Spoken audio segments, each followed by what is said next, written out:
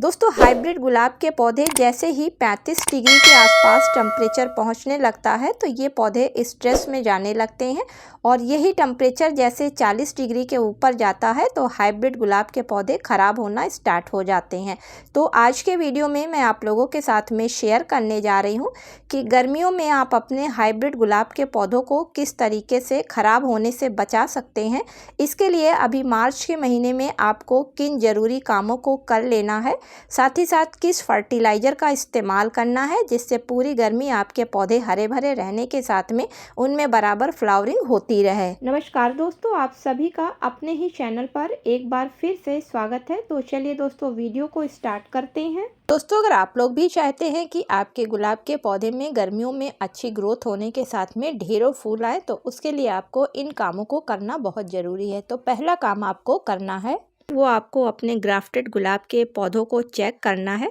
कि उनकी रूट के पास से शक्कर तो नहीं निकल रहे हैं, क्योंकि गर्मी का मौसम जैसे ही स्टार्ट होता है ग्राफ्टेड गुलाब के पौधों की जड़ों के पास से शक्कर निकलने लगते हैं, यानी कि जंगली गुलाब के पौधे निकलने लगते हैं।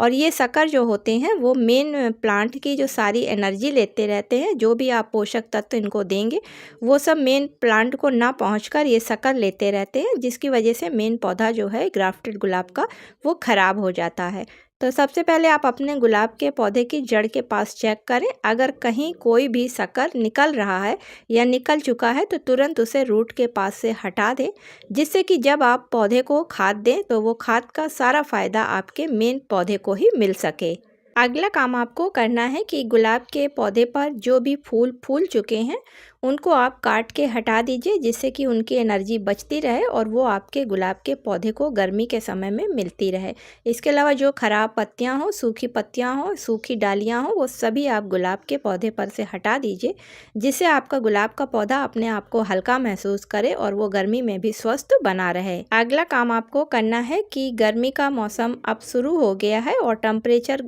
हाइब्रिड गुलाब के लिए अब बढ़ता ही जा रहा है, इसलिए आप अपने हाइब्रिड गुलाब के पौधों को 3 से 4 घंटे की सुबह की धूप दिखाने के बाद कहीं सेमी शेड एरिया में रख दें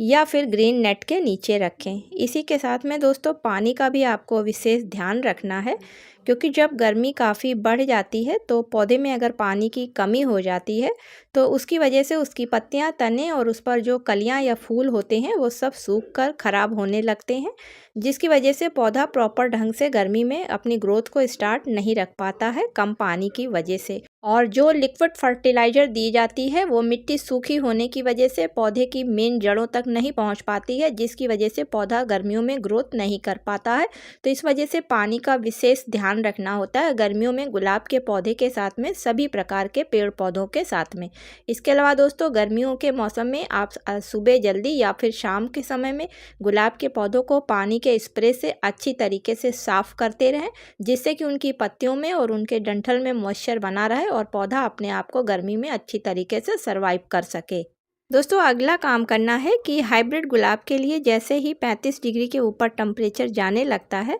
हाइब्रिड गुलाब के पौधे ख़राब होने स्टार्ट हो जाते हैं। तो इनकी जड़ों को बचाने के लिए आपको मिट्टी में मल्चिंग करना होगा। तो मल्चिंग आप बगीचे के सूखे पत्ते हों उनसे कर सकते हैं, राइस हस्क से कर सकते हैं, हरी घास या फिर गत्ते के टुकड़ों से, जो भी चीज़ आपके पास हो उससे आप अपने गुलाब के पौधों में अच्छी तरीके से मल्चिंग कर दें। तो दोस्तों जब आप पौधों में मल्चिंग कर देंगे तो मिट्टी में नमी बनी रहेगी और सीधी धूप जो है वो पौधों की जड़ों तक नहीं लगेगी।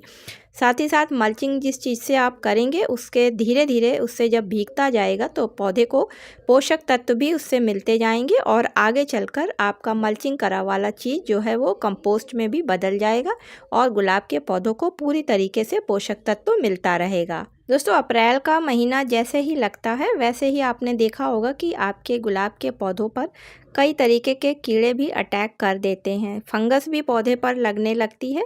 पौधों की पत्तियां जो होती हैं वो कीड़े खाने लगते हैं और कलियां जो हैं वो फूल में नहीं बदल पाती हैं, क्योंकि उन पर छोटे छोटे माहू की तरीके से कीड़े लग जाते हैं। इसलिए हफ्ते में एक बार शाम के समय किसी अच्छे पेस्टिसाइड का ऑर्गेनिक ज़रूर स्प्रे करें, जिससे कि पौधा ख़राब होने से आपका बच जाए। इसके अलावा अगर आप कोई भी ब्रांच पौधे पर से हटाते हैं तो तुरंत उस ब्रांच पर जहाँ से हटाया है वहाँ पर आप ऑर्गेनिक पेस्टिसाइड के रूप में हल्दी का ज़रूर इस्तेमाल लेप लगा दें, जिससे कि वहाँ पर फंगस ना लगने पाए। ऑर्गेनिक ही फंगीसाइड आपको इस्तेमाल करना है दोस्तों, क्योंकि अगर गर्मी के मौसम में केमिकल फंगीसाइड इस्तेमाल करते हैं तो आपका पौधा जल सकता है। अब लास्ट में बात करते हैं कि पौधों को फर्टिलाइज़र किस तरीके से देना है और कौन सी देना है। तो दोस्तों अप्रैल के महीने में गुलाब के पौधों को ऐसी फर्टिलाइज़र दी जाती है जिससे कि वो पूरी गर्मी आराम से पोषक तत्वों को लेते रहें। तो उसके लिए अगर आपका पौधा 10 या 12 इंच के गमले में लगा हुआ है तो लगभग आप 100 से 150 ग्राम के बीच में वर्मी कंपोस्ट खाद या फिर गोबर की अच्छी खाद को ले लें और गमले की मिट्टी की गुड़ाई कर उसमें इसको डालकर ऊपर से पानी डाल दें। दोस्तों इस तरीके से अगर आप कर देते हैं तो फिर पूरी गर्मी आपको कोई भी ऐसी सॉलिड फर्टिलाइज़र पौधे को नहीं देनी होगी, सिर्फ बीच बीच में आपको लिक्विड फर्टिलाइज़र ही गुलाब के पौधे में देनी होगी, क्योंकि गुलाब का पौधा भी एक हैवी फीडर प्लांट है। इसलिए इसको गर्मी के मौसम में भी हर 15 दिन के अंतर पर कोई ना कोई लिक्विड ठंडी फर्टिलाइज़र बनाकर देना होगा, जिससे कि पौधे में फास्फोरस की कमी ना होने पाए और पौधा अपने आप को स्वस्थ महसूस करता रहे। तो दोस्तों 15 अप्रैल से पहले इन ज़रूरी कामों के साथ में अगर इस फर्टिलाइज़र को आप अपने हाइब्रिड गुलाब के पौधों में दे देते हैं तो फिर आपको सिर्फ लिक्विड फर्टिलाइज़र ही देनी रहेगी और आपके पौधे ख़राब गर्मी भर नहीं होंगे। साथ ही आप देखेंगे कि आपके पौधे स्वस्थ भी रहते हैं और उन पर फूल और कलियां भी बराबर आती रहेंगी। तो दोस्तों उम्मीद करती हूँ कि आज का वीडियो आप लोगों को पसंद आया होगा। यदि पसंद आया हो तो इसे लाइक और शेयर करें और चैनल पर पहली बार विजिट कर रहे हैं, वीडियो पसंद आ रहा है तो चैनल को सब्सक्राइब करें। मिलती हूँ किसी अगले वीडियो में किसी नई जानकारी के साथ में। तब तक के लिए दोस्तों हैप्पी गार्डनिंग।